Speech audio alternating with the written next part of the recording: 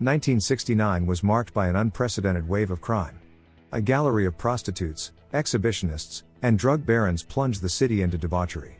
Dismantle pornographic filmings, satanic rituals, and shady gangster dens. Dive into the heart of the action with DEATHWISH enforcers, and become the hero who will eradicate crime once and for all. This pitch is not from the latest direct-to-video produced by Menahem Golan, but from the latest creation of Monster Bath Games, formerly known as Casual Bit Games, the brains behind the charming Battle Princess Madeline.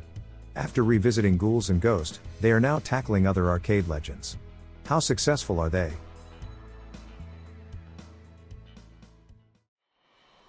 The game offers quite comprehensive options, allowing to adjust the difficulty in detail through the number of lives, credits, and bonuses. It also allows selecting a scanline mode and adjusting sound effects. DEATHWISH Enforcer's artistic influences range from canon productions to 70s horror and sexploitation films. These references culminate with the possibility to play as lookalikes of Clint Eastwood and Charles Bronson. This richness in inspiration sources translates into a wide variety of settings and characters, ranging from classic urban scoundrels to zombies, and including cameos of Schwarzenegger or Grace Jones and nods to cinema classics like A Clockwork Orange or The Shining. Unsurprisingly, the art direction, with its unabashed virilism, has not been appreciated by all, and the game was quickly labeled sexist by some testers.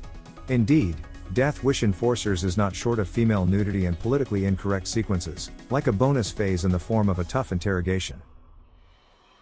On the more video game-oriented side, the game displays a pixel art similar to Battle Princess Madeline, which is appealing but a bit too crude, with some taste lapses in color choices and artistic inconsistencies.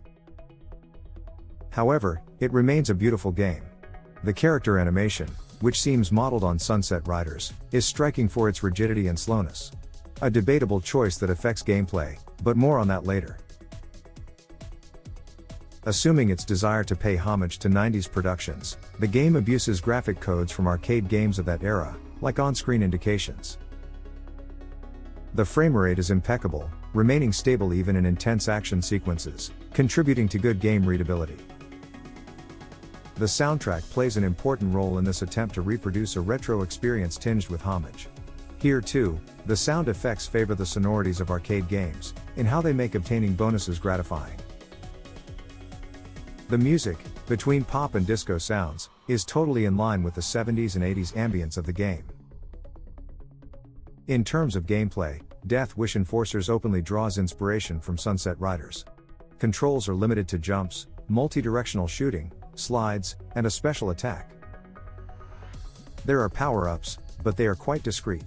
However, the diversity of characters enriches the experience, each offering unique attributes focused on speed, power, and shot dispersion.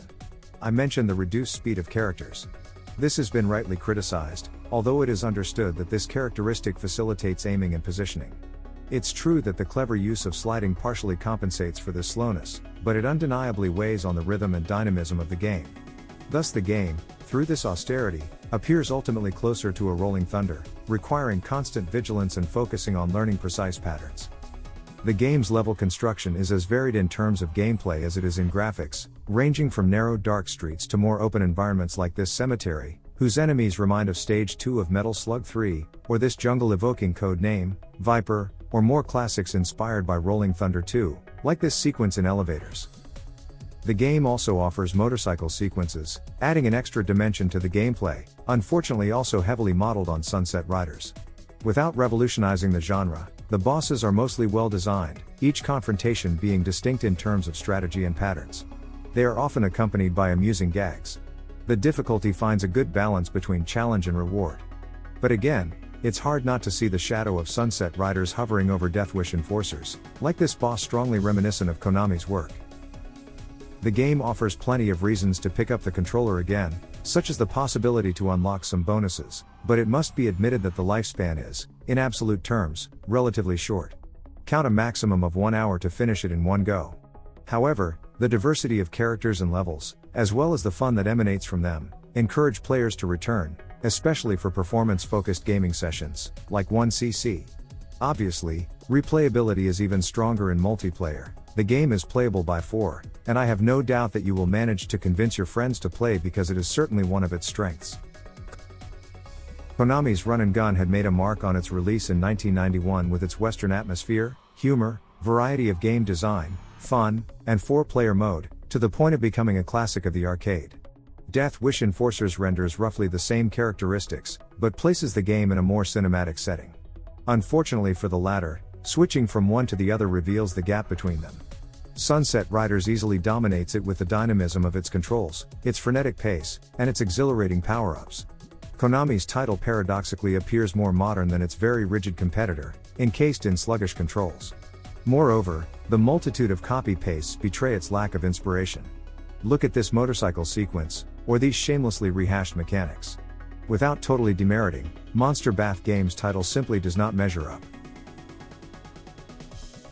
With Death Wish Enforcers, Monster Bath Games offers us a strong homage to classic arcade games and 80s-90s action movies. Needless to say, its numerous nods will delight nostalgics of that era. Taking Sunset Riders as its main gameplay inspiration, it nevertheless falls short due to the excessive slowness of its movements and the lack of punch in its attacks. Far from being bad, Death Wish Enforcers unfortunately presents the characteristic flaws of some neo-retro games, appearing as a pastiche of 80s-90s arcade games, without however reaching their level. However, the integration of marked references to the pop culture of the Reagan era gives it a soul often absent from productions of the same type.